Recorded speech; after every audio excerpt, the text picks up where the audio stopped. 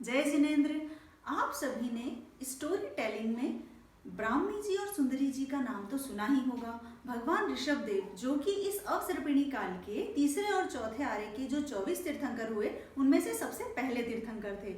उनकी जो दो बेटियां थी ब्राह्मी जी और सुंदरी जी, तो भगवान ने अपनी बेटियों को इतना क्यों पढ़ाया? भगवान ने ब्राह्मी जी के नाम पर ब्राह्मी लिपि तैयार की जिसको आज भी जाना जाता है, और भगवान ने सुंदरी जी को गणित की विद्या सिखाई।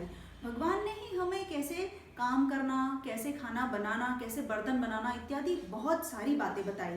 भगवान ने पुरुषों को 72 और स्त्रियों को 64 कलाएं सिखाई, और इसीलिए हम ब्राह्मी लिपि और गणित की विद्या से आज तक ज्ञान प्राप्त कर रहे हैं। तो जब ब्राह्मी जी का जन्म होने वाला था तब ब्राह्मी जी के साथ में जो पुत्र हुए वो थे भरत चक्रवर्ती। तब उनकी माता यानी भगवान ऋषभ देव की पहली पत्नी सुमंगला रानी ने 14 शुभ स्वप्न देखे। उसके बाद भरत चक्रवर्ती और ब्राह्मी जी का एक साथ जन्म हुआ। ऐसे ही सुनंदा रानी, उन्होंने भी स्वप्न देखे और बाहुबली जी और सुंदरी जी का जन्म हुआ।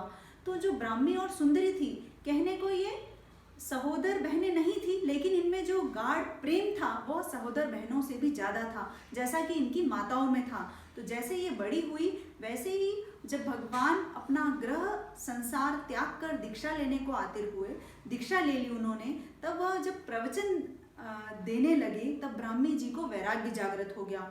ब्राह्मी जी ने भरत महाराजा से आज्ञा ली और कहा कि मुझे अब इस संसार में नहीं रहना है, मुझे संसार में फिर से जन्म लेना, फिर से मरना, ये सब नहीं करना है, तो मैं भगवान की आज्ञा में दीक्षित होना चाहती हूँ। तब भरत महाराजा ने उन्हें आज्ञा दे दी, और जब सुंदरी जी ने भी इसी प्रकार आज्ञा लेने की बात कही तब भरत महाराजा ने उन्हें इनकार कर दिया कि अभी तुम ठहरो। सुंदरी जी ने देखा कि मेरा अंतराय कर्म बहुत बलवान है, तो उन्होंने कुछ नहीं कहा, और उसके तत्पश्चात भरत महाराजा दिग्विजय करने क्षेत्र में चले गए। सुंदरी जी ने उसी दिन से दूध, दही, घी, गुड़, शक्कर आदि का त्याग कर आयम्बिल करना प्रारंभ किया। आयम्बिल करते करते करते करते उन्हें 60,000 साल हो गए। इधर जब भरत महाराजा दिग्विजय कर लौटे, 60,000 साल बाद वो देखते हैं कि सुंदरी जी का शरीर सूखकर कांटा बन चुका है, उन्हें अपने शरीर से कोई मोह माया नहीं है। तो उन्हें बहुत पश्चाताप होता है कि जिसने अपना शरीर ही छोड़ दिया हो उसे मैं इस संसार में क्यों रोक रहा हूँ। उन्होंने सोचा कि अब अगर भगवान ऋषभ देव यहाँ पधारे तो मैं सुंदरी जी को उन्हें प्रदान करूं। ऐसा सोचते ही भगवान ऋषभ देव जी का अयोध्या में पदार्पण होता है संयोग से, और वह खड़े होकर भगवान से कहते हैं कि मैंने बहुत पश्चाताप कर रहा हूँ, मैंने सुंदरी जी को आज्ञा नहीं दी, उसका मुझे खेद है। अब अगर इन्हें दीक्षा लेनी हो तो वो ले सकती है। सुंदरी जी को भरत महाराजा के ये वचन सुनकर संतोष होता है, वो दीक्षा लेने को आतुर होती है। 60,000 साल बाद फिर ब्राह्मी जी और सुंदरी जी का मिलन होता है।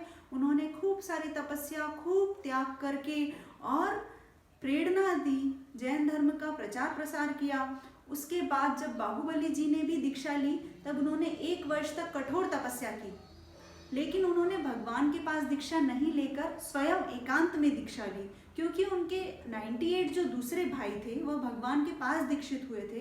बाहुबली जी ने सोचा था अगर मैं भी भगवान के पास दीक्षा लूँगा तो मुझे उन्हें प्रणाम करना पड़ेगा, क्योंकि वो मुझसे बड़े हो जाएंगे।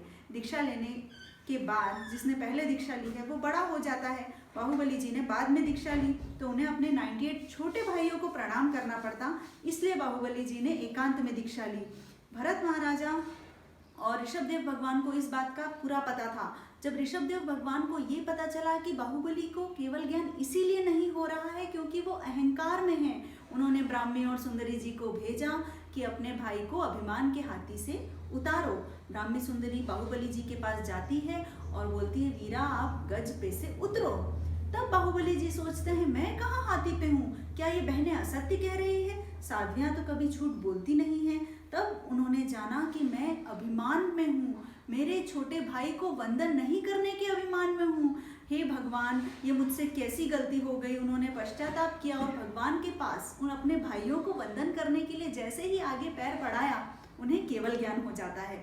तो ब्राह्मी और सुंदरी जी ने अपनी उनकी पूरी जो जीवनी है वो हमारे लिए प्रेरणा योग्य है। उन्होंने अंत में बाहुबली जी को प्रतिबोध देकर सन्मार्ग पर लाया, उनकी सिद्ध बुद्धि और मुक्त हुई। तो ये कहानी स्टोरी टेलिंग में ब्राह्मी सुंदरी नाम से आती है और ये 16 महासतियों में इनका नाम आता है। जय जिनेंद्र।